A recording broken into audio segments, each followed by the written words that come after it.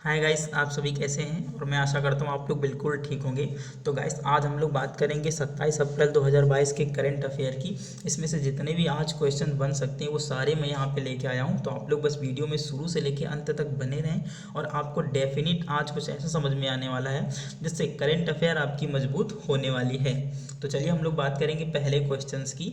और अगर आपको वीडियो पसंद आए तब आप लोग लाइक करिएगा और वीडियो को यार कम से कम 5 लोगों को आप लोग शेयर करिए। 5 लोगों को आप लोग शेयर कर दीजिए, इतनी आपकी बहुत ही मेहरबानी होगी। ठीक है, तो आप लोग चलें पहले क्वेश्चंस की ओर।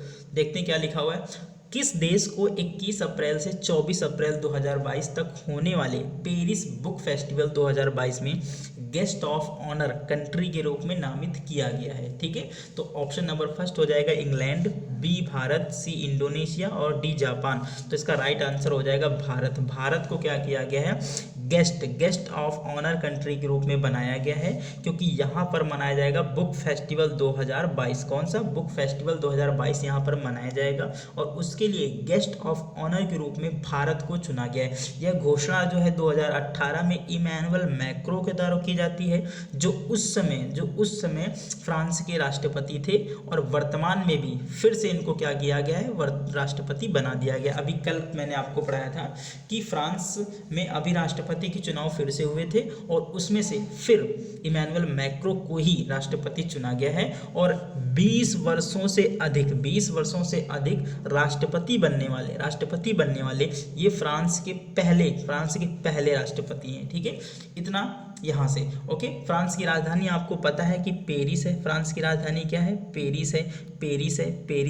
फ्रांस की क्रांति कब हुई थी, 1789 को हुई थी। यहाँ के राजा क्या कहलाते हैं, तो यहाँ के राजा कहलाएंगे लुई। क्या कहलाते थे, यहाँ के राजा कहलाते थे लुई। और लुई 16वां के शासनकाल में क्या हुई थी, फ्रांस की क्रांति हुई थी। लुई 16वां के शासनकाल में फ्रांस की क्रांति हुई थी। और लुई 14 था ना, उसके शासनकाल में यानी कि 1664 ईस्वी में अंग्रेज भारत आए। ठीक है, अंग्रेज भारत आए।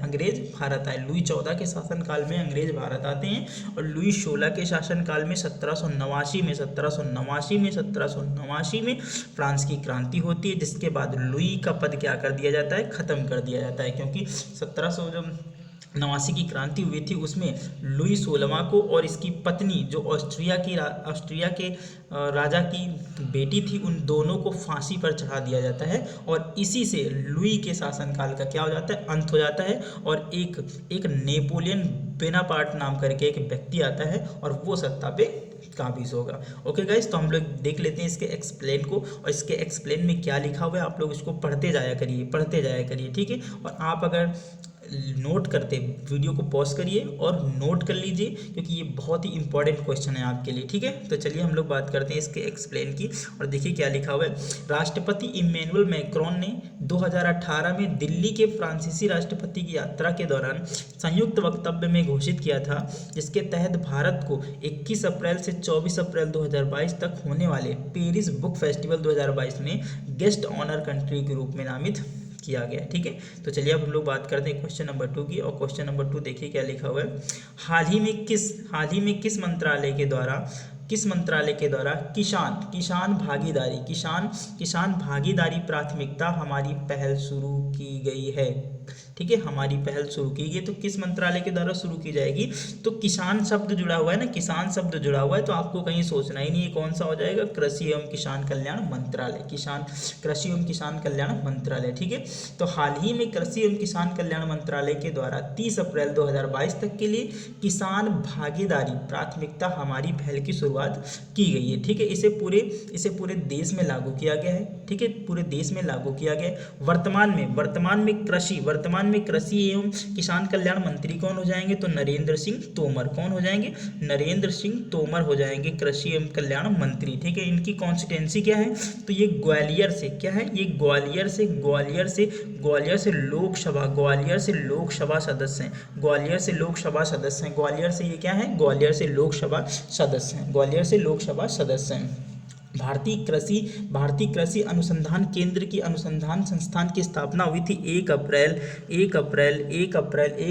1905 को। कब होती है? 1 अप्रैल 1905 को भारतीय कृषि अनुसंधान की स्थापना होती है। जबकि कृषि वर्ष भारत में 1 जुलाई से 30 जून तक मनाया जाता है। कृषि वर्ष कब से कब तक? तो 1 जुलाई से 30 जून तक। ओके, अब हम लोग बात करेंगे नेक्स्ट क्वेश्चन की, और इसका एक्सप्लेन देख लेते हैं। शायद इसका एक्सप्लेन भी लिखा है मैंने, तो देख लेते हैं इसका एक्सप्लेन क्या लिखा हुआ है। करेक्ट आंसर क्या है? कृषि एवं कल्याण मंत्रालय। करेक्ट आंसर देखिए इसका, आपको पता ही हो जाएगा ये वाला, ठीक है। इसमें देख लीजिए, हाल ही में कृषि एवं किसान कल्याण मंत्रालय ने 30 अप्रैल 2022 तक के लिए किसान भागीदारी प्राथमिकता हमारी पहल की शुरुआत की है। इसे पूरे देश भर में लागू किया गया है। वर्तमान में कृषि एवं किसान कल्याण मंत्री कौन है? नरेंद्र सिंह तोमर है, जो ग्वालियर विधानसभा के लोकसभा सदस्य हैं। भारतीय कृषि अनुसंधान की स्थापना 1 अप्रैल 1905 को की गई थी, जबकि कृषि वर्ष 1 जुलाई से 30 जून तक मनाया जाता है। ठीक है, चलिए हम लोग बात करते हैं क्वेश्चन नंबर नेक्स्ट की। और क्वेश्चन नंबर नेक्स्ट में क्या लिखा हुआ है आप लोग पढ़िए और जवाब दीजिए। क्वेश्चन नंबर नेक्स्ट देखिए क्या लिखा हुआ है। कौन सा राज्य डिजिटल टिकट प्रणाली लैस बस सेवा देने वाला, यहाँ पर लिख सकते हैं आप लोग, देने वाला हाल ही में देश का पहला राज्य बन गया? उत्तर प्रदेश, राजस्थान, झारखंड और महाराष्ट्र। ठीक है, तो आप लोग सीधा चले जाइएगा महाराष्ट्र पे। ठीक है, इसका राइट आंसर क्या हो जाएगा? महाराष्ट्र इसका राइट आंसर हो जाएगा। ठीक है, महाराष्ट्र इसका राइट आंसर हो जाएगा। महाराष्ट्र ने क्या किया है? हाल ही में डिजिटल टिकट प्रणाली से लैस बस सेवा को शुरू किया है, और ऐसा करने वाला ये क्या है? पहला राज्य है। ऐसा करने वाला पहला ये राज्य है। इसने क्या किया कि टूरिज्म, मुंबई में टूरिज्म को बढ़ावा देने के लिए, महाराष्ट्र में टूरिज्म को बढ़ावा देने के लिए ये पहल शुरू की है। ठीक है, ये पहल शुरू की है। महाराष्ट्र के पर्यावरण मंत्री कौन है? तो पर्यावरण मंत्री हो जाएंगे आदित्य ठाकरे। कौन है? आदित्य ठाकरे ने हाल ही में मुंबई आने जाने को आसान बनाने के प्रयास से कहाँ तक? गेटवे ऑफ इंडिया कहाँ है? गेटवे ऑफ इंडिया मुंबई में है, जबकि इंडिया गेट कहाँ है? तो ये दिल्ली में हो जाएगा। इंडिया गेट कहाँ पर है? तो ये दिल्ली में है। इंडिया गेट कहाँ पर है? दिल्ली में। और जबकि गेटवे ऑफ इंडिया कहाँ है? तो बताओगे आप मुंबई में। गेटवे ऑफ इंडिया से चर्च गेट मार्ग टैप इन टैप आउट सेवा का उद्घाटन किया है। महाराष्ट्र डिजिटल टिकट प्रणाली लैस बस सेवा शुरू करने वाला देश का पहला राज्य बन गया है। अगले कुछ दिनों में इस रूट की सभी 10 बसें इस तकनीकी से लैस हो जाएंगी, जिसका अंततः सभी 438 रूटों पर विस्तार किया जाएगा। ठीक है, अभी केवल 10 बसें तैयार की गई हैं, बाद में भविष्य में आने वाले समय में क्या कर दिया जाएगा? सभी 438 रूटों पर इनका विस्तार किया जाएगा। ओके गाइस, तो चलिए हम लोग बात करते हैं क्वेश्चन नंबर नेक्स्ट की। और क्वेश्चन नंबर नेक्स्ट देखते हैं क्या लिखा हुआ है। एलोन मस्क ने हाल ही में 44 बिलियन डॉलर में किस सोशल मीडिया कंपनी का अधिग्रहण किया है? तो इसका राइट आंसर हो जाएगा ट्विटर का क्या किया है? अधिग्रहण कर लिया है। और अब ये एलोन मस्क के अंडर में कंपनी काम करेगी। ट्विटर, ठीक है, ट्विटर जो है भारत में भी है। ठीक है, भारत में भी। ट्विटर के सीईओ कौन है? ट्विटर के सीईओ है पराग अग्रवाल। कौन है? पराग अग्रवाल। ये कौन है? ट्विटर के सीईओ है। ट्विटर के सीईओ कौन है? पराग अग्रवाल, जो भारतीय मूल के अमेरिकी हैं। इसकी स्थापना 2006 में की जाती है। ट्विटर की स्थापना कब की जाती है? 2006 में की जाती है। और एलन मस्क ने इसको क्या कर लिया? अधिग्रहण कर लिया। एलन मस्क जो है ये दुनिया का नंबर 1 व्यक्ति है, अमीर। ठीक है, दुनिया में अमीरों की सूची में नंबर 1 व्यक्ति कौन है? एलन मस्क है। इसकी कंपनी स्पेस एक्स, इस कंपनी कौन सी है? तो स्पेस एक्स और टेस्ला इसकी कंपनियां हैं। ठीक है, कंपनियां। और फाल्कन रॉकेट किससे संबंधित है? तो स्पेस एक्स से संबंधित है फाल्कन रॉकेट। बहुत ही चर्चा में रहता है फाल्कन रॉकेट, जो स्पेस एक्स से संबंधित है। ओके गाइस, हम लोग इसका एक्सप्लेन देखेंगे। एक्सप्लेन में क्या लिखा हुआ है। विश्व के सबसे अमीर व्यक्ति एलोन मस्क ने 14 बिलियन डॉलर में social media company 44 billion dollar में सोशल मीडिया कंपनी ट्विटर का अधिग्रहण करने की घोषणा की है। ट्विटर के अनुसार सार्वजनिक रूप से कारोबार करने वाला निगम अब मस्क के स्वामित्व वाली एक निजी कंपनी की इकाई बन जाएगा, जिसे प्रति शेयर खरीद मूल्य पर बात की गई है। एलोन मस्क स्पेस एक्स व टेस्ला कंपनी के मालिक हैं। स्पेस एक्स कंपनी का ही फॉल्कन रॉकेट है। ओके, हम लोग बात करेंगे हम नेक्स्ट क्वेश्चन की।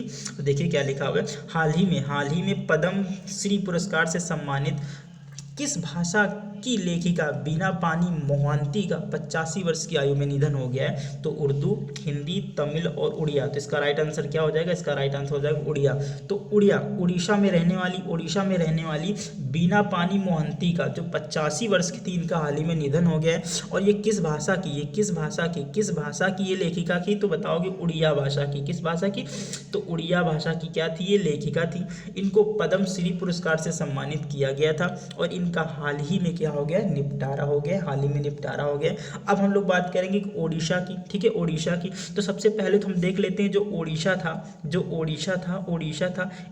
इसको 2011 के पहले इसको ओडिशा के नाम से जाना जाता था। इसके मुख्यमंत्री यहाँ के कौन है? तो मुख्यमंत्री हो जाएंगे नवीन पटनायक। यहाँ के कौन हो जाएंगे? मुख्यमंत्री हो जाएंगे नवीन पटनायक। और यहाँ के राज्यपाल हो जाएंगे गणेशी लाल। कौन हो जाएंगे? गणेशी लाल यहाँ के कौन हो जाएंगे? राज्यपाल हो जाएंगे। कौन हो जाएंगे? गणेशी लाल यहाँ के राज्यपाल हो जाएंगे। जबकि अगर यहाँ के हम लोग प्रमुख मंदिरों की बात करेंगे तो यहाँ पे पुरी का जगन्नाथ मंदिर हो जाएगा और बृहदेश्वर मंदिर। ठीक है, ब्रह्मेश्वर मंदिर याद रखना। बृहदेश्वर मंदिर तो तंजावुर में है, ये ब्रह्मेश्वर है। ब्रह्मेश्वर मंदिर और कोणार्क का मंदिर। और कौन सा? कोणार्क का सूर्य मंदिर कहाँ पर स्थित है? ओडिशा में स्थित है। अगर ओडिशा के हम लोग बात करेंगे राष्ट्रीय उद्यानों की, तो यहाँ पे सिमलीपाल। कौन सा? सिमलीपाल राष्ट्रीय उद्यान कहाँ है? तो ओडिशा में। और दूसरा भीतरकनिका राष्ट्रीय उद्यान ये कहाँ पर है? तो ये भी ओडिशा में स्थित है। ओके, तो ओडिशा से इतना याद रखना। राजधानी इसकी क्या हो जाएगी? राजधानी हो जाएगी भुवनेश्वर। ओडिशा के मुख्यमंत्री कौन हो जाएंगे? नवीन पटनायक हो जाएंगे। और यहाँ के गवर्नर कौन हो जाएंगे? तो गणेशी लाल हो जाएंगे। ब्रह्मेश्वर मंदिर और कोणार्क मंदिर सब कहाँ स्थित हैं? तो ओडिशा में स्थित हैं। ओडिशा के अगर राष्ट्रीय उद्यानों की बात करोगे तो सिमलीपाल और भीतरकनिका राष्ट्रीय उद्यान यहाँ पर स्थित हैं। अब हम लोग बात करेंगे क्वेश्चन नंबर 6 की, लेकिन उससे पहले हम लोग इसका एक्सप्लेन देखते हैं। चलिए, पद्मश्री पुरस्कार से सम्मानित उड़िया भाषा की लेखक बीना पानी मोहंती का 85 वर्ष की आयु में निधन हो गया है। बीना पानी मोहंती अविवाहित थी। वह काफ़ी समय से अपने भतीजे के साथ रह रही थी। उन्होंने 100 से अधिक पुस्तकें लिखी। पाटादी, कस्तूरी मृग, ओ सबुजा अरण्य, खेला घर, नायिका रास्ता और बस्तहरण और अंधकारार उनके द्वारा लिखी गई प्रमुख पुस्तकें हैं। ओके, तो हम लोग बात करते हैं क्वेश्चन नंबर 6 की। और क्वेश्चन नंबर 6 में देखिए क्या लिखा हुआ है। हाल ही में भारतीय तटरक्षक पोत ऊर्जा प्रवाह, कौन सा है? ऊर्जा प्रवाह का किस राज्य के भरूच में कमीशन किया गया है? तो भरूच किस राज्य में? आप लोग बताइएगा। महाराष्ट्र, राजस्थान, गुजरात और कर्नाटक। तो इसका राइट आंसर क्या हो जाएगा? गुजरात। भरूच कहाँ है? गुजरात में। और यहीं पर ऊर्जा प्रवाह नामक एक पोत का कमीशन किया गया है। ठीक है, इसकी लंबाई कितनी हो जाएगी? तो 36.96 मीटर इसकी क्या हो जाएगी? इसकी लंबाई हो जाएगी। और इसको कहाँ कमीशन किया गया है? तो गुजरात के भरूच में इसको क्या किया गया? कमीशन किया गया। गुजरात की राजधानी की अगर बात करोगे तो गांधीनगर हो जाएगी। गुजरात की राजधानी कौन सी हो जाएगी? गांधीनगर हो जाएगी। अमित शाह की कॉन्स्टिटेंसी क्या है? गांधीनगर है। अगर यहाँ के मुख्यमंत्री की बात करोगे तो भूपेंद्र पटेल हो जाएंगे। कौन हो जाएंगे? भूपेंद्र पटेल यहाँ के मुख्यमंत्री हो जाएंगे। जबकि सोमनाथ मंदिर जो प्रसिद्ध है वो भी कहाँ पर है? वो भी गुजरात में है। और दूसरा मंदिर अगर बात करेंगे हम लोग द्वारिकाधीश, कौन सा है?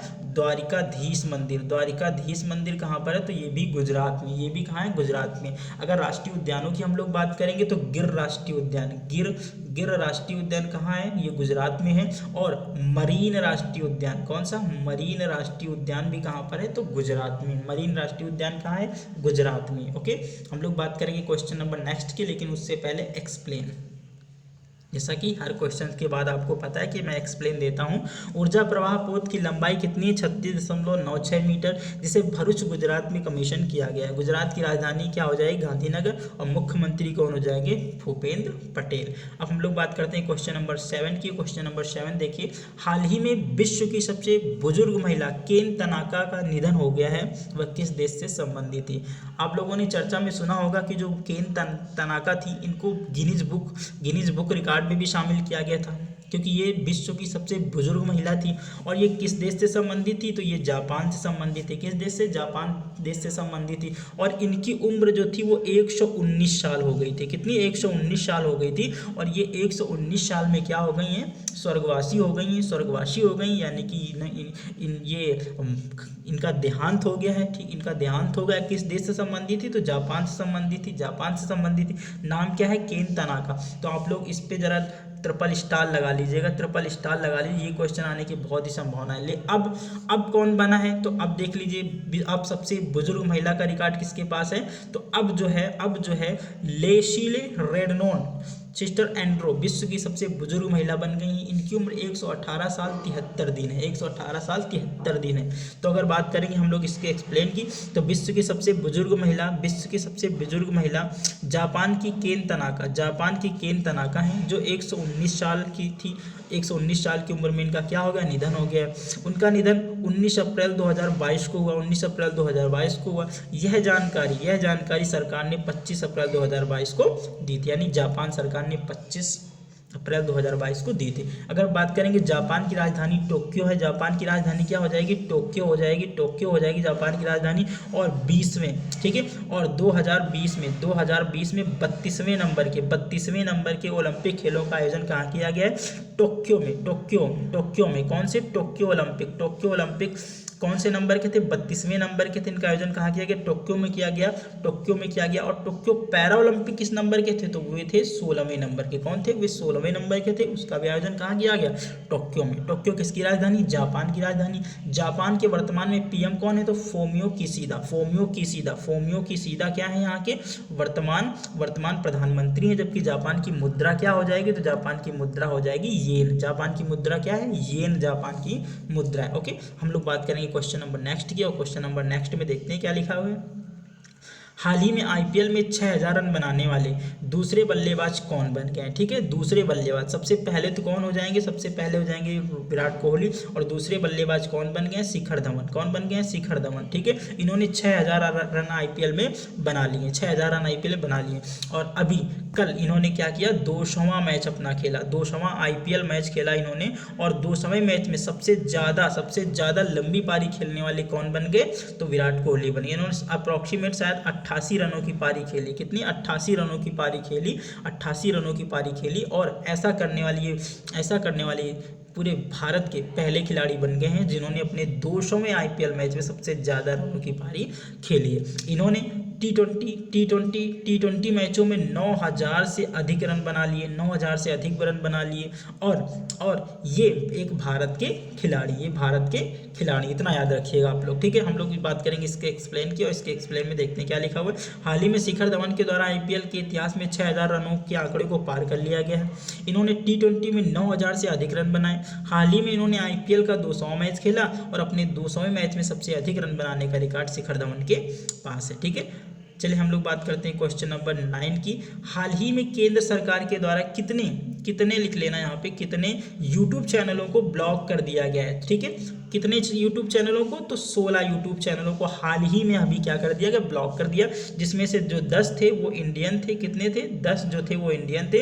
और 6 कहाँ थे? जो 6 थे वो पाकिस्तानी थे। ठीक है, ये कौन से चैनल थे? ये न्यूज चैनल है जो गलत न्यूज़ फैला रहे थे। ये सरकार का कहना है। ठीक है, सरकार का कहना है कि ये लोग गलत न्यूज़ फैला रहे थे, इसलिए इनके चैनलों को क्या कर दिया है? ब्लॉक कर दिया है। जिसमें 10 इंडिया के हैं और 6 कहाँ के हैं? 6 पाकिस्तान के हैं। किसके द्वारा बंद किया गया? तो सूचना एवं प्रसारण मंत्रालय के द्वारा बंद किया गया। वर्तमान में सूचना एवं प्रसारण मंत्री कौन है? तो अनुराग ठाकुर। कौन है? अनुराग ठाकुर जो हैं वो वर्तमान में सूचना और प्रसारण मंत्री हैं। इनके द्वारा क्या किया गया? 16 यूट्यूब चैनलों को ब्लॉक कर दिया गया, जिसमें 10 भारत के और 6 पाकिस्तान के। ओके, तो हम लोग बात करते हैं इसके एक्सप्लेन की। केंद्र सरकार ने हाल ही में 16 यूट्यूब चैनलों को ब्लॉक कर दिया है। इसमें 10 भारत के एवं 6 पाकिस्तान में संचालित हो रहे थे। इन चैनलों पर यह कार्रवाई भारत की सुरक्षा को लेकर दुष्प्रचार करने के आरोप में की गई। इन चैनलों को केंद्रीय सूचना एवं प्रसारण मंत्रालय ने क्या किया है, ब्लॉक किया है। अब बात करते हैं क्वेश्चन नंबर 10 की। तो हाल ही में आंद्रे रूबलेव ने किसे हराकर सर्बिया ओपन का खिताब अपने नाम किया है? सर्बिया ओपन का खिताब अपने नाम किया है तो कौन हो जाएगा? तो नोवाक जोकोविच, विश्व के नंबर 1 टेनिस प्लेयर को हरा दिया। किसने? आंद्रे रूबलेव ने। गजब बात है, ठीक है। और इन्होंने हरा दिया और क्या कर लिया? खिताब जीत लिया। कौन सा? Serbia open. ये एक इसको बोलेंगे ये आउटडोर, क्या है ये? आउटडोर क्ले कोर्ट में ये खेला जाता है। आउटडोर क्ले कोर्ट में खेला जाता है जो सर्बिया के बेलग्रेड में आयोजित हुआ। जो सर्बिया के बेलग्रेड में इसका क्या किया गया? आयोजन किया गया। और इसमें नोवाक जोकोविच को आंद्रे रूबलेव के द्वारा क्या कर दिया गया? हरा दिया गया। आंद्रे रूबलेव के द्वारा हरा दिया गया। और नोवाक जोकोविच जो है विश्व के नंबर 1 टेनिस प्लेयर है। विश्व के नंबर 1 टेनिस प्लेयर हैं जिनके द्वारा 20 से ज़्यादा ग्रैंड स्लैमों को क्या किया गया? जीता गया है, ठीक है, जीता गया है। हम लोग बात करेंगे इसके एक्सप्लेन की, तो इसके एक्सप्लेन में देख लेते हैं। सर्बिया ओपन खिताब फाइनल में आंद्रे रूबलेव ने दुनिया के नंबर 1 खिलाड़ी नोवाक जोकोविच को 6-2, 6-7, 6-0 से हराकर यह खिताब अपने नाम किया है। आंद्रे रूबलेव का यह 2022 में तीसरा खिताब है। सर्बिया ओपन के बारे में देख लीजिए क्या क्या लिखा हुआ है। यह एक पेशेवर टेनिस टूर्नामेंट है जो बेलग्रेड सर्बिया के आउटडोर क्ले में खेला जाता है। यानी कि आउटडोर क्ले में खेला जाता है। एक इंडोर होता है और एक आउटडोर होता है, क्योंकि टेनिस जो है इंडोर में भी खेला जाता है और आउटडोर में भी खेला जाता है। अब हम लोग बात करेंगे क्वेश्चन नंबर नेक्स्ट की। क्वेश्चन नंबर नेक्स्ट है 11। हाल ही में किस राज्य ने नई औद्योगिक निवेश प्रोत्साहन योजना की शुरुआत की है? तो कौन सा राज्य हो जाएगा? मणिपुर, त्रिपुरा, उत्तर प्रदेश और राजस्थान, ठीक है। तो कौन सा राज्य हो जाएगा? त्रिपुरा हो जाएगा। त्रिपुरा ने औद्योगिक निवेश प्रोत्साहन योजना को शुरू किया गया, जिसके द्वारा कच्चा माल जो है, कच्चा माल अगर खरीदोगे आप तो उसके लिए 50% की सब्सिडी कौन देगा? तो त्रिपुरा सरकार देगी। त्रिपुरा सरकार देगी। यानी कि 1 लाख पैसे का अगर आप कच्चा माल खरीद रहे हैं, 1 लाख रुपए का आप कच्चा माल खरीद रहे हैं, तो आपको 50,000 रुपए की सब्सिडी कौन देगी? भारत सरकार देगी। यानी कि 50,000 रुपए का पे कौन करेगा? तो भारत सरकार नहीं, त्रिपुरा सरकार करेगी। कौन सी करेगी? त्रिपुरा सरकार करेगी, क्योंकि ये राज्य सरकार की एक योजना है। राज्य सरकार की एक क्या है? योजना है। त्रिपुरा की राजधानी क्या हो जाएगी? तो त्रिपुरा की राजधानी हो जाएगी अगरतला। त्रिपुरा की राजधानी अगरतला हो जाएगी। त्रिपुरा की राजधानी अगरतला हो जाएगी। और यहाँ के मुख्यमंत्री हो जाएंगे विप्लव कुमार देव। यहाँ के कौन हो जाएंगे? विप्लव कुमार देव यहाँ के क्या हो जाएंगे? तो यहाँ के मुख्यमंत्री हो जाएंगे विप्लव कुमार देव। हम लोग बात करेंगे क्वेश्चन नंबर नेक्स्ट की, लेकिन उससे पहले हम लोग एक्सप्लेन देख लेते हैं। हाल ही में त्रिपुरा ने 5 वर्षों के लिए त्रिपुरा औद्योगिक निवेश प्रोत्साहन योजना की शुरुआत की है। त्रिपुरा सरकार कच्चे माल के वहन के लिए 50% सब्सिडी देगी। त्रिपुरा की राजधानी अगरतला है। त्रिपुरा के वर्तमान मुख्यमंत्री विप्लव कुमार देव हैं। ये तो मैं बता चुका हूँ आपको पहले ही। अब देख लेते हैं हम लोग लास्ट वाला आज का क्वेश्चन जो है। हाल ही में DGCI का फुल फॉर्म होता है drugs controller general of India. हम लोग बता ही देते हैं, यहाँ पर लिख देते हैं ड्रग्स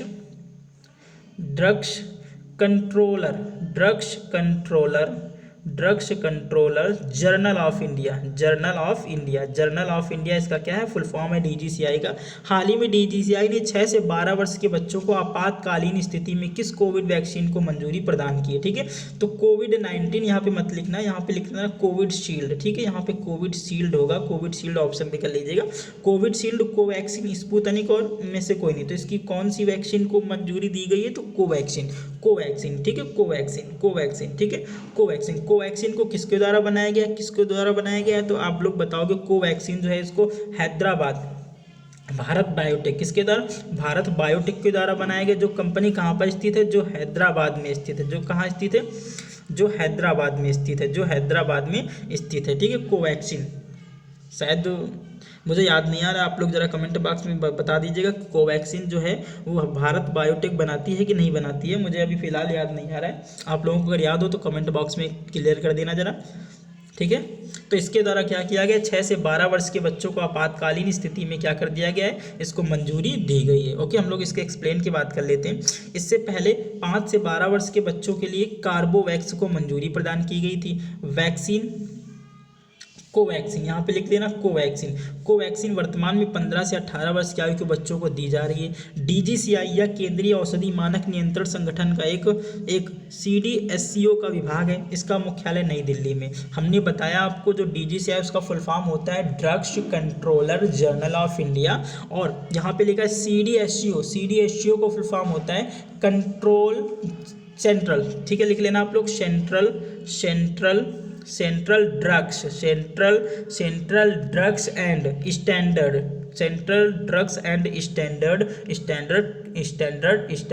कंट्रोल